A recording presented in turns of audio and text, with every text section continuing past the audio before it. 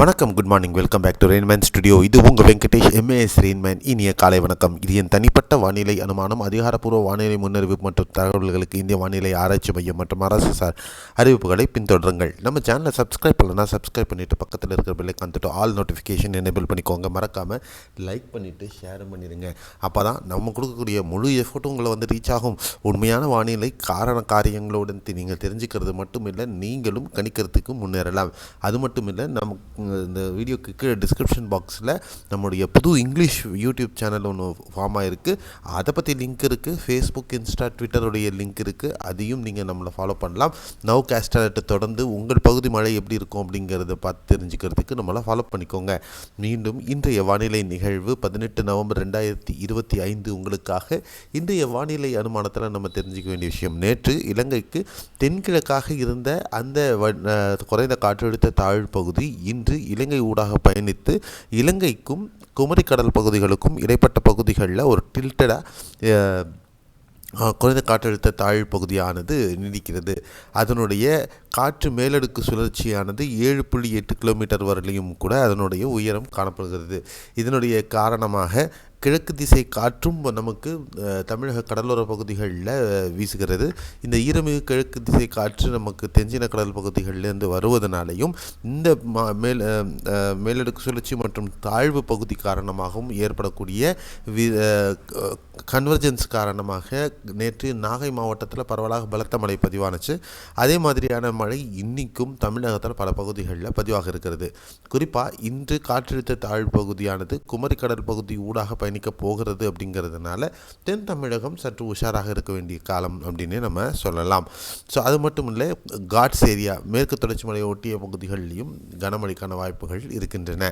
சரி, அப்போ தென் தமிழகம் தானே, அப்போ வட தமிழகம் இல்லையா? அங்கேயும் மழைக்கான வாய்ப்பு இருக்குது. ஏன், எங்கே, எப்படின்றதை நம்ம பார்க்கலாம். இன்றைய இந்த 5:45 எடுக்கப்பட்ட இந்த வானிலை படத்தை சேட்டலைட் பிக்சரை நீங்கள் பார்த்தீங்கன்னா கிளியராக தெரியும். இந்த குறைந்த காற்றழுத்த தாழ்வு பகுதி எல்லோ கலரில் ரவுண்ட் பண்ணியிருக்கு. அதே நேரத்தில் மேகக்குவியல்கள் பெரும்பாலும் இந்த வெஸ்டர்லி பஸ்ட் அந்த இது நீங்கள் ஃபுல்லாக கீழே அந்த ஈக்குவேட்டர் லைனில் பார்க்கலாம். ஸோ அந்த இடத்துல எம்ஜிஓனுடைய வீக்கான ஒரு தாக்கம் இருக்கிறத நம்மளால் உணர முடிகிறது.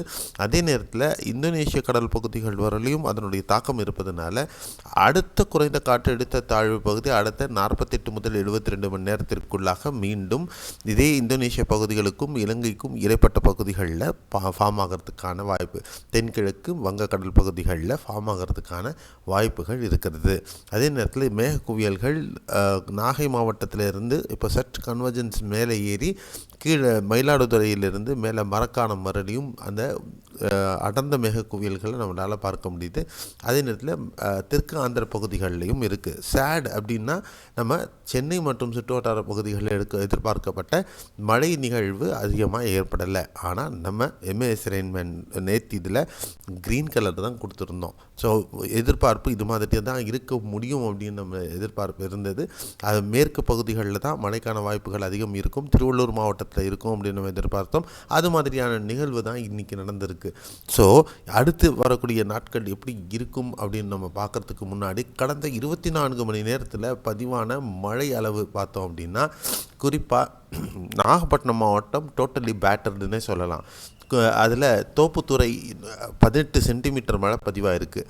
அதே நேரத்தில் பச்சாந்திக்குளம் 13.3 சென்டிமீட்டர், கோடியக்கரை 11.8 சென்டிமீட்டர், செட்டிப்பாலம் நாகை மாவட்டத்தில் 106 மில்லிமீட்டர், நலுவேத்தபதி 103 மில்லிமீட்டர், முளக்கரை 96.8, பேராலம் திருவாரூரில் 95.2, நாகையில் நாகப்பட்டினம் டவுனு 93.6, வெடுகாக்குடி திருவாரூர் 90.8, திருவாரூர் அலத்தம்பாடி 86.4, நெடுவாசல் மயிலாடுதுறையில் 85.6, திருமருகல் நாகை 84.4, திருத்துறைப்பூண்டி திருவாரூர் 82.4, வள்ளவளம் 82, வேளாங்கண்ணி 82, பிரிஞ்சிமுலை 81.6, திருக்கண்ணபுரம் நாகை 79.6, பழையூர் மயிலாடுதுறை 76.4, திருவாரூர் எடையூர் 71.6, தரங்கம்பாடி மயிலாடுதுறை 71.2, திருவெங்காடு 68.8, மதரம் 68 மில்லிமீட்டர், தெற்கு காடு 64.8, தஞ்சையில் அதிராமப்பட்டினம் 63.6, நாகையில் வேளாங்கண்ணி 82 மில்லிமீட்டர், திருக்கண்ணாபுரம் நாகை 79.6, திருவாரூரில் எடையூர் 71.6 மில்லிமீட்டர் அப்படிங்கிற அளவுக்கு பதிவாகி இருக்கிறது. அதே நேரத்தில் தஞ்சை மாவட்டத்துக்கும் நல்ல மழை கிடச்சிருக்கு. தஞ்சை மாவட்டத்தில் மருத்துவக்குடி 52.8, முடிக்கொண்டான் 59.2, லக்ஷ்மணகுடி 37.2, கீழக்குறிச்சி 36 மில்லிமீட்டர் அந்த மாதிரி மழை பதிவாகி இருக்கிறது. கடலூரில் புளியங்குடி 33.6 மில்லிமீட்டர் மழையும் பதிவாகி இருக்கிறது. அதே மாதிரி தஞ்சாவூரிலே துவரக்குறிச்சி 49.2,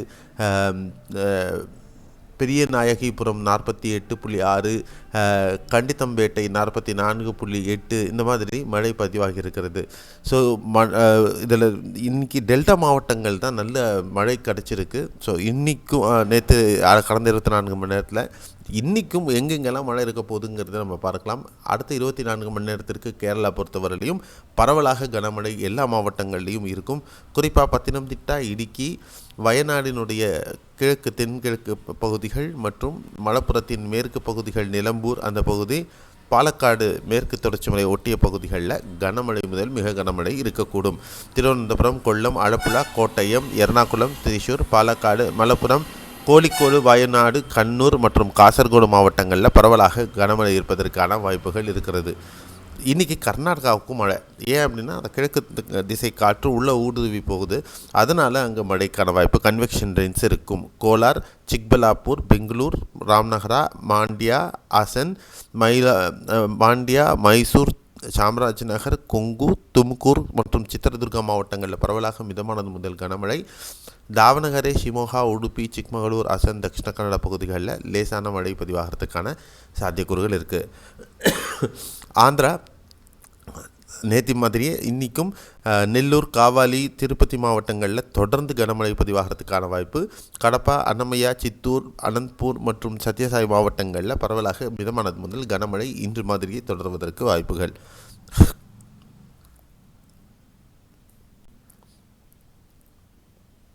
தமிழகத்தில் பொறுத்தவரையிலும் இன்றைக்கும் பரவலாக மழை இருப்பதற்கு வாய்ப்பு இருக்குது. நேற்று கடலோர மாவட்டங்களில் மட்டும் இருந்த மழை இன்று உட்புற மாவட்டங்களுக்கும் பல பகுதிகளில் பரவலாக இருப்பதற்கு வாய்ப்பு இருக்குது. குறிப்பாக தென் மாவட்டங்கள் பல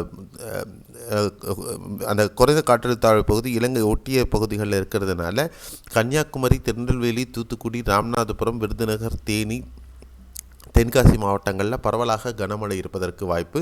கடலோர பகுதிகளான தூத்துக்குடி, திருநெல்வேலி மற்றும் கன்னியாகுமரி மாவட்டங்களில் பல பகுதிகளில் பலத்த மழை முதல் மிக பலத்த மழை வரலையும் கூட பதிவாகக்கூடும்.